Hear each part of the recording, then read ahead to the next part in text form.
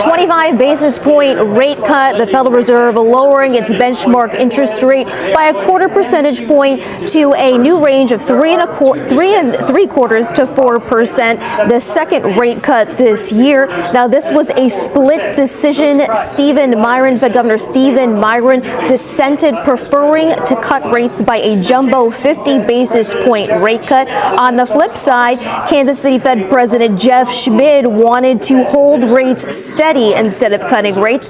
Fed officials announced they will stop shrinking their balance sheet by December 1st. Now, when it comes to the state of the economy, Fed officials said that economic growth is expanding at a moderate pace.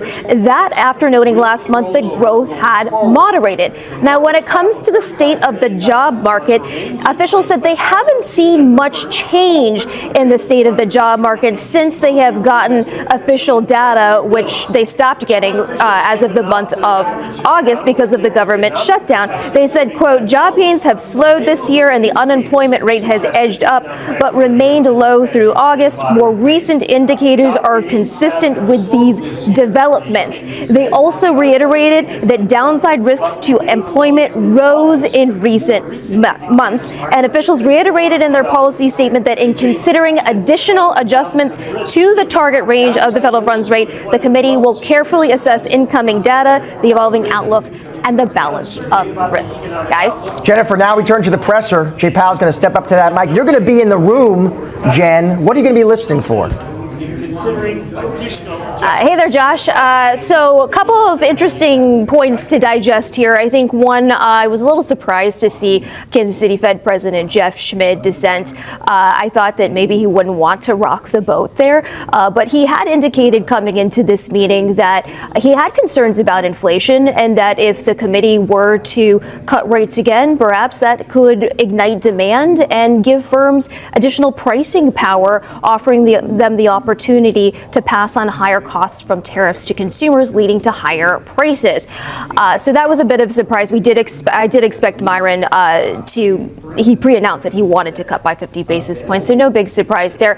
As for what I want to hear from Powell, I want to see how he frames policy action for December. I don't think that he's going to be committal. I think he's going to say we need to be data dependent. We need to continue to take things meeting by meeting. Of course, they're still waiting to get official data as they wait the government to reopen.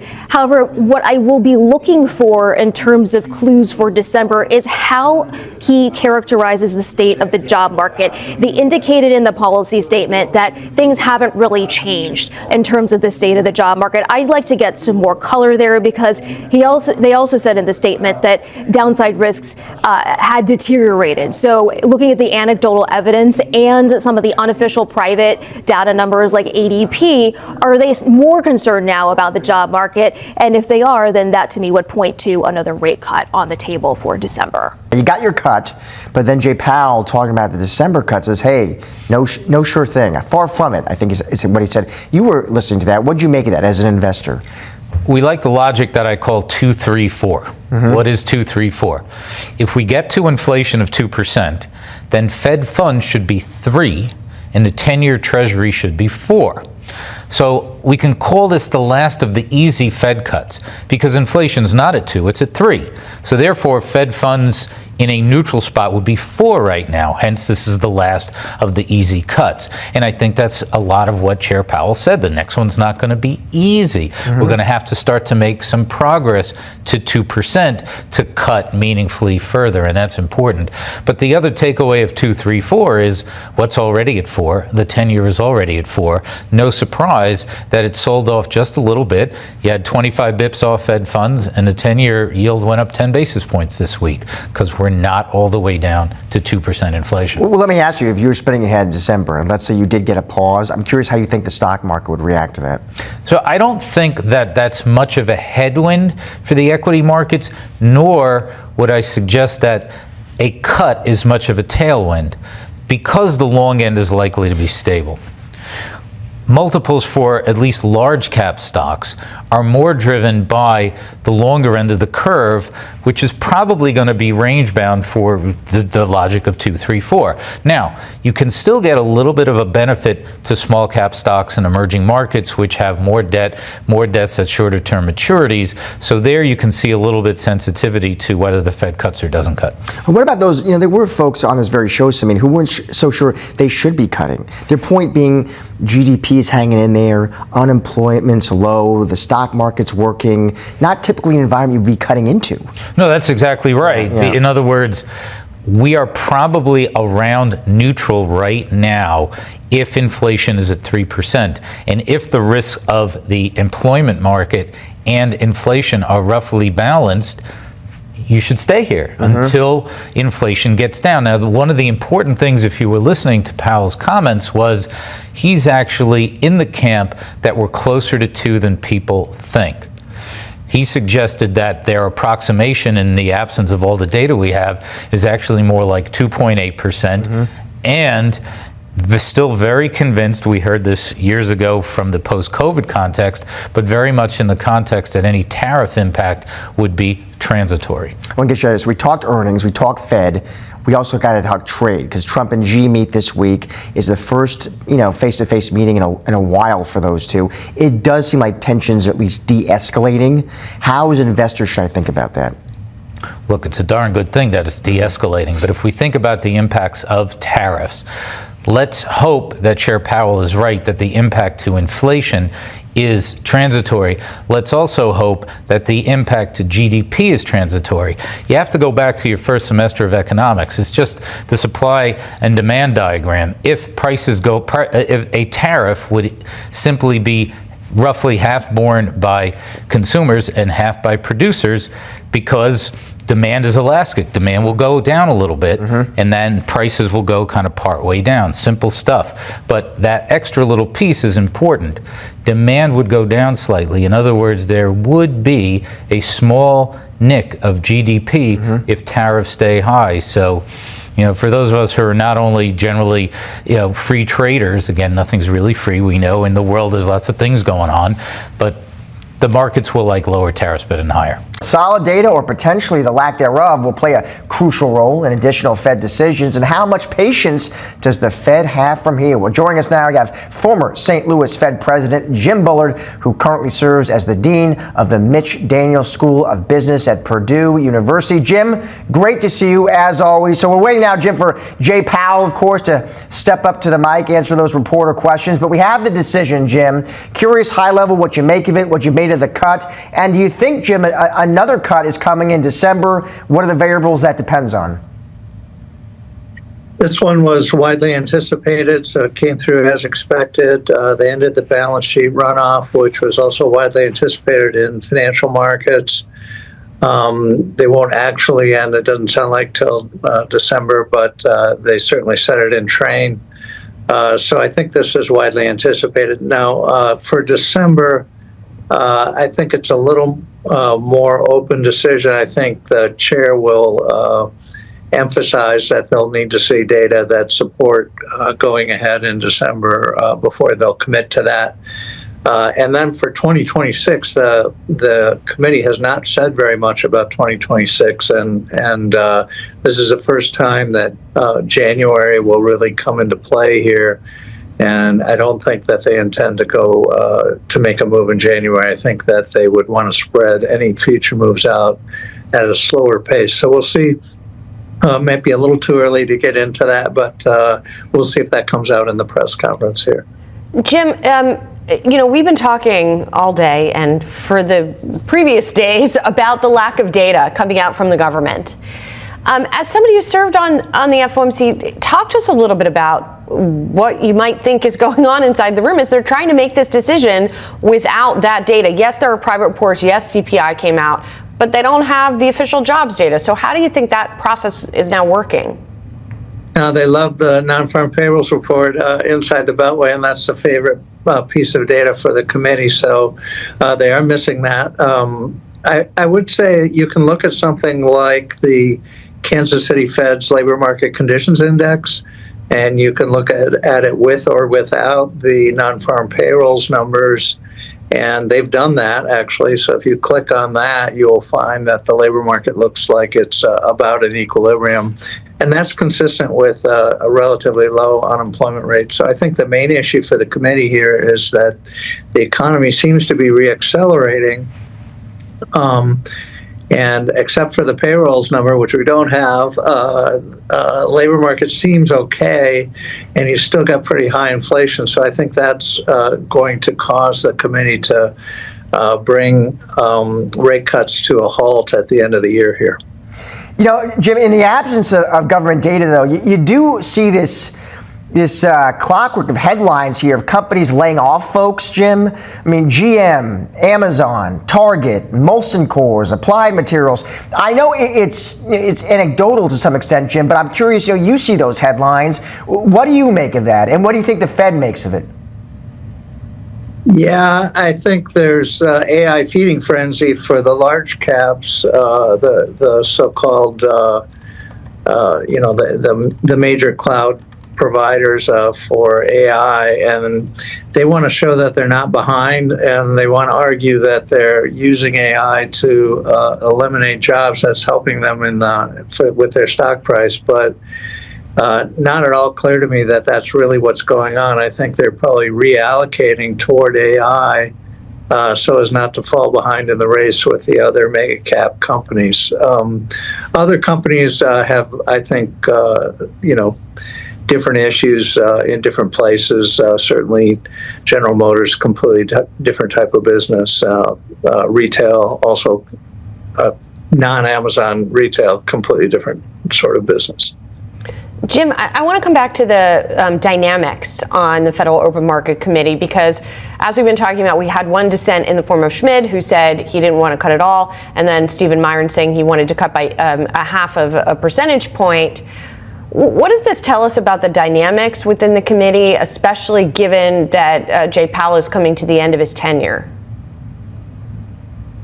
Yeah, I'm sure the chair probably doesn't mind getting a dissent on both sides that, kind of averages out. And so that has happened sometimes in the past. I do think there's a contingent on the committee that is concerned that inflation is still running at 3% and that it has not come down very much in the last 18 months, really. And they want to see more progress on that. There is a good story for that the tariff effects are temporary and that the inflation will continue to move down next year.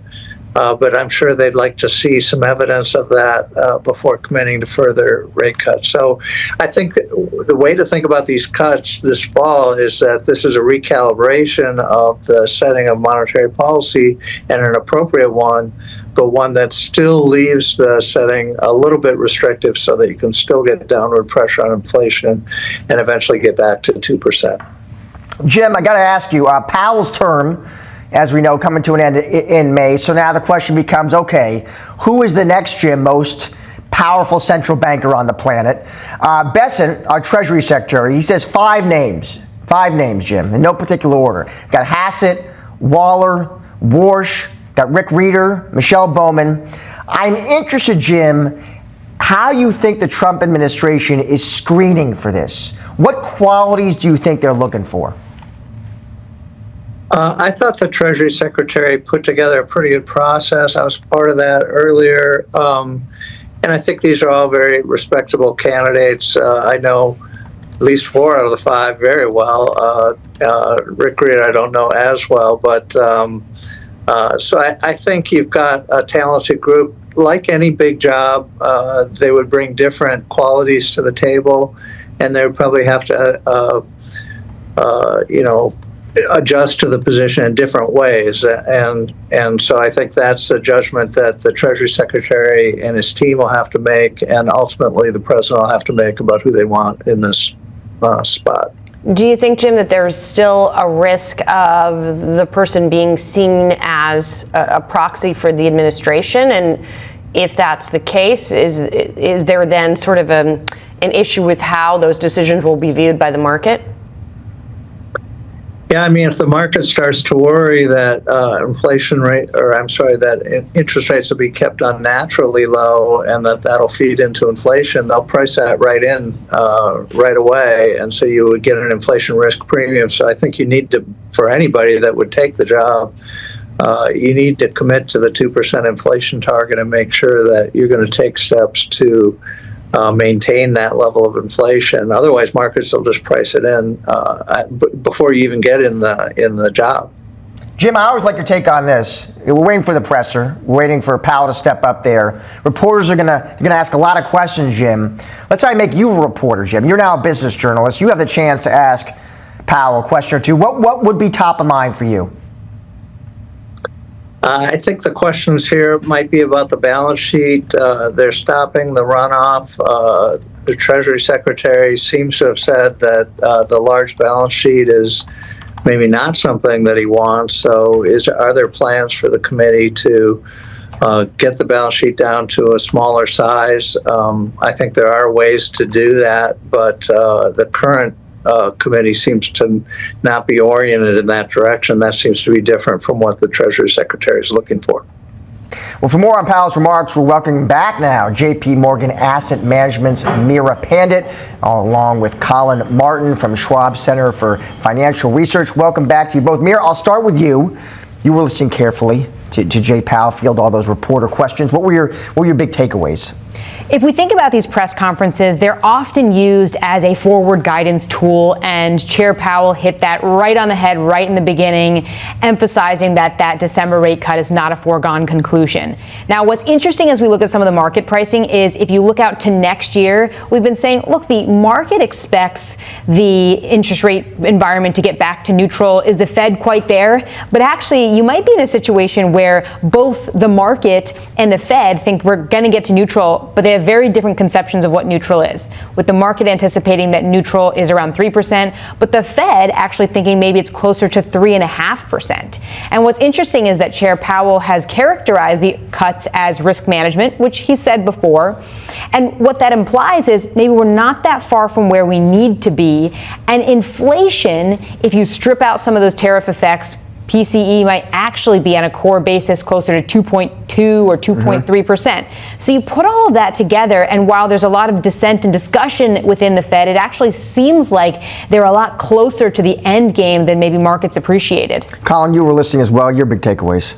Yeah, I think a big thing about the Powell comment about a December cut not being a foregone conclusion, I think that actually even minimizes it. He then said it again and said it's far from a foregone conclusion. So that's kind of in line with our thinking. And he laid out his thoughts there about the cooling market, the cooling labor market, where it's just that. It's cooling. It's not falling off a cliff. We're seeing this gradual slowdown. And there was a key point he made as well when he talked about what we're seeing with the labor market, but then also what we're seeing with the growth outlook right now. And he questioned if the growth we're seeing is real. You know, we saw that those really positive revisions as we got the second and third revision to GDP that showed that the economy's growing, the consumer's spending. So I think his thinking, and this might just be Powell, maybe it's not indicative of the whole committee, but should we be focusing more on that than the slowdown in hiring and the unemployment rate at 4.3%. So I think that's what we're focusing on. As we talked about earlier, things are okay right now. We don't think the economy has an interest rate problem. And I'll build on Meera's points. What is the neutral rate? If the unemployment rate's at 4.3% right now and inflation's near 3%, we're probably not that far off from neutral. And neutral is probably not at that 3% or less level that the markets are pricing in. Meera, did you hear anything today in the presser that caused you to change how you think about advising clients about where to put money to work, where the opportunities are, what to avoid? I think that we have to consider the market fundamentals as opposed to some of the assessment of the Committee of the Economy. I think we're all looking at the same data and looking at things pretty similarly. There's no risk-free path here. There's a good case to stay where we are in terms of rates, good case to cut. But when we think about what's going on in the markets themselves, we certainly want to be mindful that there is this everything rally going on, but we don't need to rally behind everything. We need to make sure we're still geared towards quality. We need to make sure we're still managing concentration risk and some of the valuation risks within portfolios, and maybe AI proofing our portfolios to some extent. We've seen the AI trade move from just concentrated innovators in AI to some of the AI enablers in industrials and utilities. And the next phase is the AI adopters. Let's see how strong that adoption does come through, and in particular that paid adoption. But let's also think about trades outside of the AI complex. Things like financials. We go back to earnings season and we see that financials are going to contribute about 44% of the overall growth in earnings of the S&P 500. So that's where you're getting your earnings growth outside of tech, unrelated to AI. Think about making sure you have some balance in your portfolio across different areas that could continue to have some legs. It was interesting because the AI trade and trend came up, right? And he was asked about that. And it was interesting how Powell talked about it's different, he said, than the dot-com era. He emphasized that. He said how these companies have earnings. It does come, though, as there have been some high-profile investors who have thrown some caution flags. Some have even said they hear echoes of the dot-com. Well, as it relates to monetary policy specifically, I think that Chair Powell is certainly right in the fact that these are not really interest rate sensitive deals, because a lot of that CapEx that's being spent is not because rates are low and companies are levering up. It's that they're spending the cash that they have. They are generating revenue to fuel future investment. And some of it is really coming from the idea that these stocks continue to go up. So you think about the equity component that's really funding a lot of this CapEx. So I do agree with Powell that the interest rate component of all of this is not as relevant to some of this AI spending and CapEx, which really brings us back to what we were talking about earlier and an hour ago in terms of the fact that a lot of the challenges, whether it's the potential bubble within the equity market or within the economy, if it's any weakness in the jobs market or the housing market, is not actually all that interest rate sensitive. On the lack of government data, right, Colin, that came up as well. And Powell gave an answer saying, listen, basically we still have a picture of what is going on in the economy and the labor market. How much of a challenge has it proven to you in your job? I ask only because, Colin, some investors have said, listen, I have plenty of lines of sight still. On the economy, I got bank earnings, I got credit card data. Where are you trying to fill in the gaps? Yeah, we're using some of those alternative data metrics. We know that ADP is going to start releasing that weekly employment release. We have a lot of surveys, whether it's from the district banks themselves. I think Powell said they're kind of leaning on them. We get ISM surveys, consumer confidence. So we can fill in the gaps. But it's really difficult to truly fill in the gap without the CPI, without the jobs data. We're big fans of that government data. It's comprehensive, it's available to everyone. And a risk we see in the shutdown, but even if there's a lack of trust with government data going forward, if we get these private pockets of data, does it go to the highest bidder? Who has access to that? So for now, it's okay. As time goes on, it's going to get a lot more difficult because the payrolls number, the unemployment rate, those really matter. And without them, it's tough to get a complete picture of what's going on. All right, well, you guys have both given us a great picture today. Colin, Mira, thank you both so much. Appreciate it.